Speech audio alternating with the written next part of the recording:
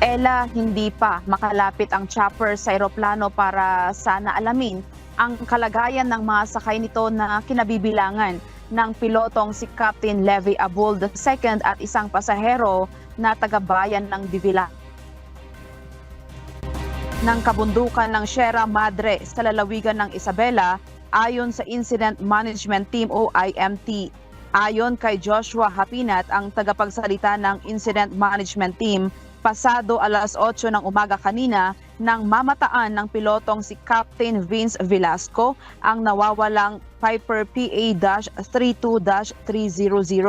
Agad nitong ipinagbigay alam ang lokasyon sa Philippine Air Force Sokol helicopter na nasa lugar din. Ayon pa kay Hapinat, ang piloto ng R44 o ang crew ng Sokol ay hindi makalapit ng malapitan para sana matukoy ang kalagayan ng mga sakay ng aircraft. Samantala, matapos matagpuan ang lokasyon ng Piper, lahat ng ground rescuers sa lugar ay agad na pumunta sa crash site. Ang Sokol ay muling lumipad upang subukang i-drop ang mga Philippine Air Force parajumper malapit sa lugar ng pinagbagsakan ng eroplano. Sa ngayon ay maingat na pinag-aaralan ng IMT ang susunod nitong hakbang.